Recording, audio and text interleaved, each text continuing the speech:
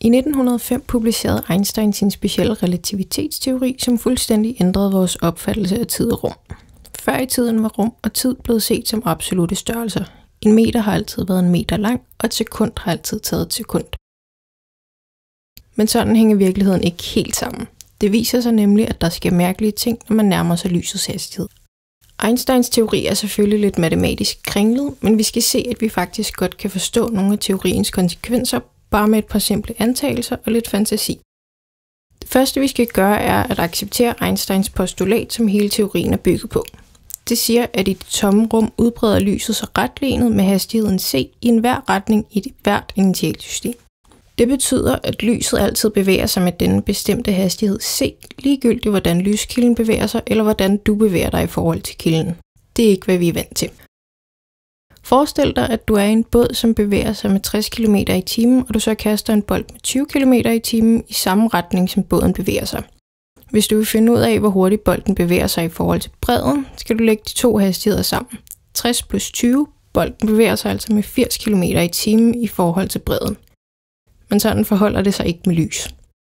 Hvis vi igen står på båden, men nu tænder en lommelygte, vil lyset fra den bevæge sig med c i forhold til båden, men den vil også have hastigheden c i forhold til bredden.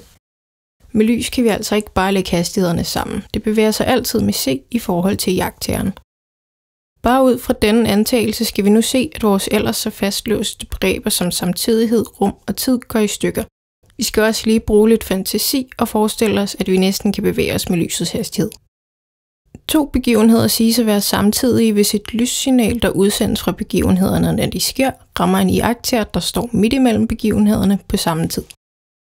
Vi ser på en situation, hvor Alice sidder lige midt på et lyntog, som vi skal forestille os bevæger sig med en konstant hastighed tæt på lysets. Bob befinder sig ved siden af skinnerne.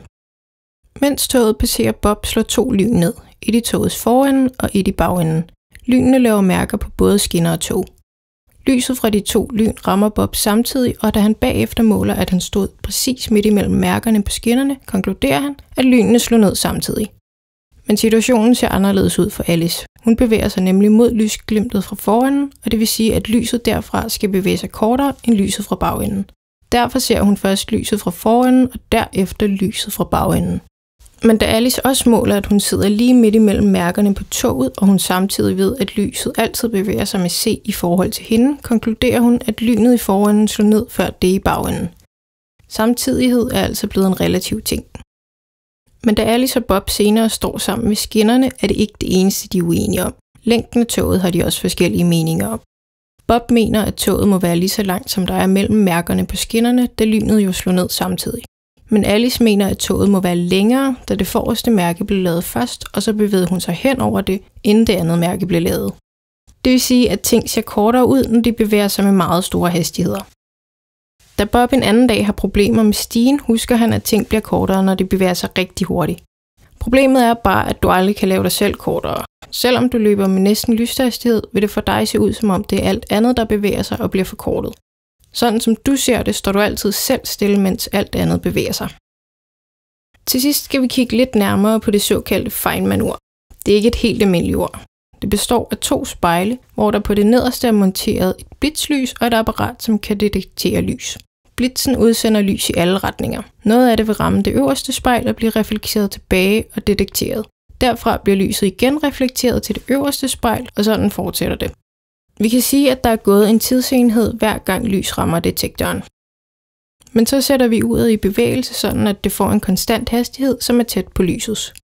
Vi kan se, at mens lyset er mellem spejlene, har det øverste spejl flyttet sig, så lyset må derfor skulle bevæge sig længere på vejen fra spejl til spejl, og det må derfor tage længere tid.